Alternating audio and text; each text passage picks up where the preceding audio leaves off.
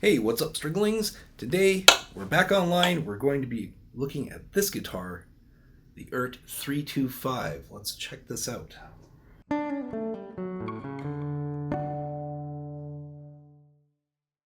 So I have been waiting a long time to review this guitar, to demo this for you. It is a beautiful guitar. I have been using it. As you'll recall, a couple of months ago, I broke the third finger on my fret hand, and it has put all of my demos sort of in a holding pattern. So I'm a little bit behind on getting these things done, and I do owe EART a beautiful review of this amazing guitar because, to be honest, I've been using it a lot. I've been using it in rehearsals. I've taken it on a couple of gigs. I'm just going to double check and make sure that everything is running the way it's supposed to. Here it is. Okay. So now I'm back. I'm sort of playing a little bit. You can kind of see my fingers a little bit wonky still. It doesn't quite line up the way it's supposed to, but I can play. I can play the guitar. Not so shreddy, but you know it's getting there. So anyway, I wanted to get my hands on this guitar because I've seen reviews of its predecessor. Now, EART used to have a 335 model, very similar to the one that Donner put out, but with all of the EART guitar specs that you normally get. And apparently they had some trouble with a certain guitar manufacturer basically telling them stop making guitars that look like ours. And I think the only time that comes up is when the instrument is as good or better than the original. I think that's when that other certain guitar manufacturer that I won't name, goes after some of these smaller makers. But it prompted them to put out a slightly different model. This one has a body that's kind of similar to a Mooncaster, I guess, would be probably the closest thing to it, except it's not offset. So it has offset cutaways, as you can see. The body shape is slightly different. I'll put up a clearer picture. This is the same model. It's in the tobacco burst. It's in a satin tobacco burst. So the finish is actually a very sort of natural, smooth finish. It's not quite down to the wood grain, but it is a satin type feel to it. It feels very nice, actually, including on the neck. There aren't a lot of details that we need to go into on this. Just looking structurally at the guitar, it has two of their humbuckers. These are Alnico II pickups. So they're a little bit of a vintage tone, a little bit of a softer sound, which I'll get to in a second. Does have the pick guard, the two F-hole cutaways, the tunematic style bridge, which is actually very solid bridge. I did a setup on this. I had to actually lower the string gauge down to a 9-gauge set, which is my style. I typically use a 9-gauge set. I don't, if I'm just doing it straight out of the box for a demo for you guys. But in this case, I wanted to get it into action, and I do have still a little bit of trouble playing on 10 gauges and up if there's any bending or anything like that, just because of what's going on with my hand. So that's just for me. But, I'm looking at it, from the perspective of like, how is the construction? The construction is about as close to perfect as you can get. It's a semi-hollow body. If I look through here, I can't see through the center block. But the body wood is a roasted maple. The pick guard is a 3-ply pick guard. The neck is a roasted mahogany. It's got a rosewood or an Indian rosewood fretboard. Even just down to the detail, I don't know if you can quite make them out here on the camera, down to the detail of the alignment of the side dots. They're very well lined up. The finish work on these things is excellent. You're not going to get a better guitar in this price category. And this one hovers around, let me just double check here. Yeah, $539 Canadian on Amazon. So very, very affordable instrument if you're looking for something in this semi-hollow body category. It's a great sounding guitar. It's very, very well built. And of course, it has the features that we expect on an EART guitar, which include these incredible bullet end frets, stainless steel frets, right? The fingerboard itself is a compound radius. Sorry, I'm just going to double check how they've radiused it. Yeah, so it's a 9.5 to 14-inch compound radius. I believe when I had it on the bench that was pretty close. I think it was closer to like a 10 to 14, but it does get flatter as you go up higher, so it's very comfortable for chords down in first position, very comfortable for soloing higher up the fretboard. And they also did a compound carve on the neck itself, so it goes from a C to a D shaped neck. Yeah, it's a short scale, 24 3/4 inch scale. I mean, those are the specs, right? But does it sound good? Does it play good? I'm going to tell you before I plug it in for you to hear. Yes, it plays extremely well. I've been using this on in rehearsal and in gigs with my band, not my metal band, more classic rock stuff. But the one thing that I would point out is remember that these are a lower output pickup. They're an Alnico II pickup, so they are a somewhat lower output.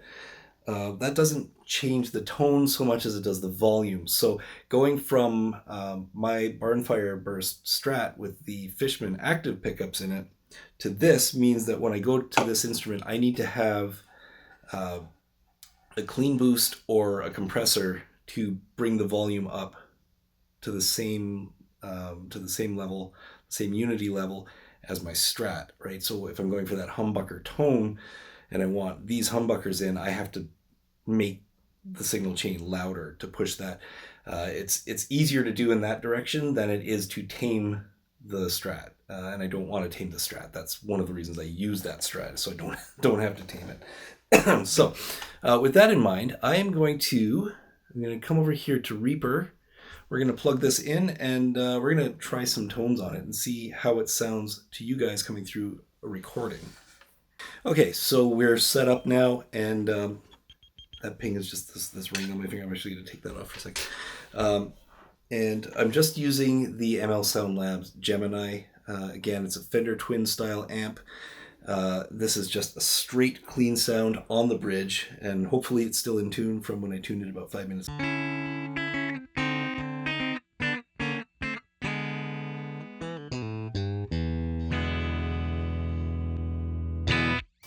That's the bridge. Here is the neck.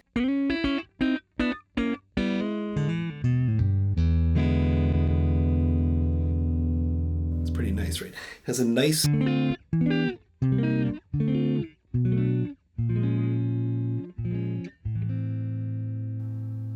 It's a very nice mellow tone.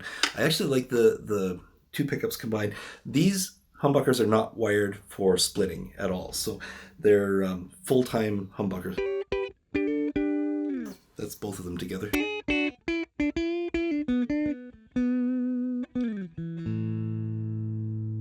Grab a pick.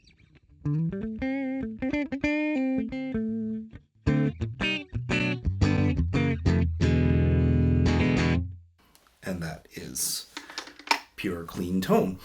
I'm going to go ahead and just switch the amp over here a little bit, and we're going to put on a little bit of drive. Oops. Let me just bring this up so that I've got my Gemini. No, I don't want that much drive. Hold on.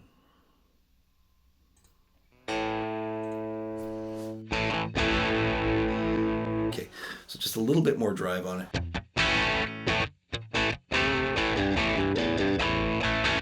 So it has a really good classic rock sound. One of the songs we're doing is... I can't play that.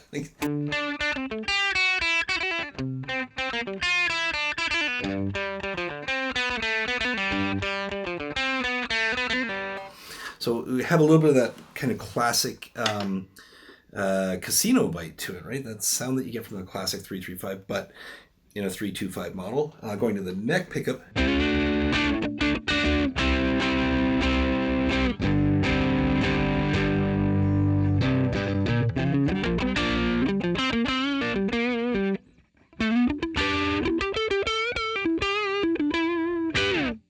I mean, that's just as good a sound as you're going to get.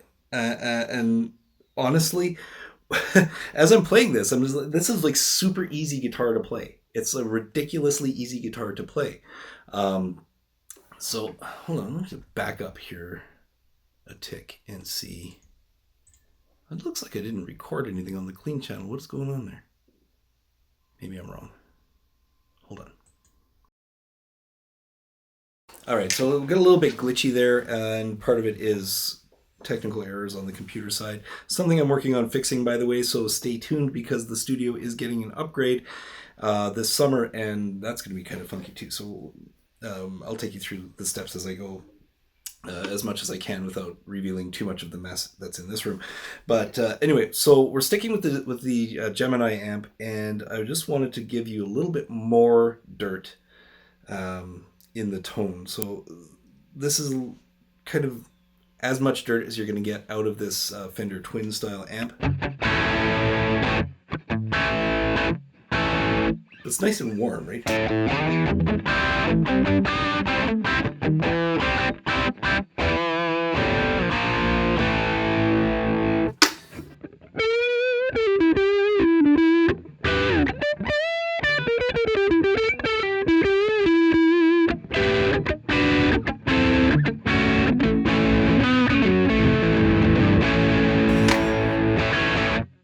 So that's cool. Like like I said, it's got a lot of warmth, a lot of body to it. It is a lower output, so it's not really pushing the amp as hard as you might do with like an Alnico II or a high output type of active pickup.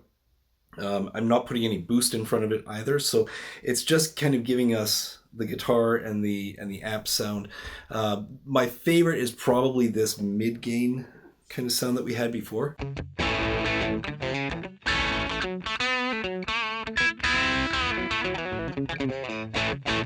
So you can go bluesy with it, you can go a little more country.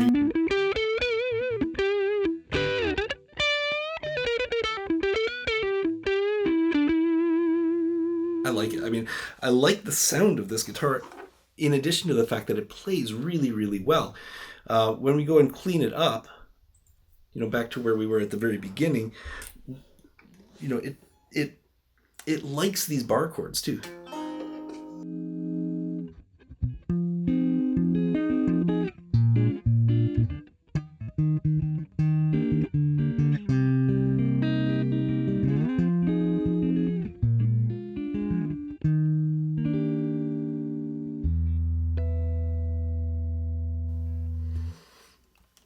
Sounds great.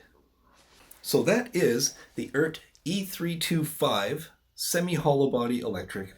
Yeah, I can't say enough good things about this guitar. I have not encountered any issues with it. It's been through probably half a dozen 2-hour plus rehearsals with the band. I haven't recorded anything with it other than what you just heard today. And with the band, you know, I'm playing through, you know, Klon clones and into my PVs. We're doing clean stuff, a lot of classic rock, even old rock and roll from the 50s and 60s. It does a really great job there. Tone-wise, you know, it's fantastic. I haven't really come across a guitar that I don't like the tone of. So for me, it's going to come down to the fit and finish and how it feels in the hand. And this is a nice, first of all, it's nice and light. But you know, in terms of construction, it just doesn't get better than this. And in terms of playability, I just love the feel of the way EART does their fretboards. Their necks are super comfortable to play on. You're not fighting the guitar at any point, and it's honestly just an enjoyable instrument to play. So if you're looking for a way to get into the hollow body or semi-hollow body sort of market, just to flesh out your collection, for the price, I don't think you can do better than this. This is one of my top guitars now overall, you know, in for those genres. And I imagine you could play metal on it. I haven't tried. Maybe I'll do that someday. I'll just do a bunch of stuff on guitars that you're not supposed to play metal on. But yeah, overall, really fantastic buy, and you know, really looking forward to looking up more of their instruments because they're just doing some pretty marvelous things for, you know, for the price point. I think they're going to be hard to beat going forward. So anyway, that is it for today. Remember, if you enjoyed this video, remember to like and subscribe. Consider becoming a member. Every little bit helps. That you know, we can get more of this content pushed out and promoted as far as possible. And in the meantime, I'm looking forward to having a great summer. It's actually the 4th of July as I'm filming this. Now I am in Canada, so I hope you had a great Canada Day if you're here, and I hope you're having an amazing Independence Day if you are in the US. And next time I see you around, we're going to be looking at some more effects. Pedals in particular, a lot of Canadian boutique pedals that I didn't get a chance to fully demo for you, again, because all my demos are behind. So keep an eye out for those. And in the meantime, I hope you have an amazing day, an amazing rest of your week, and I will talk to you again really soon.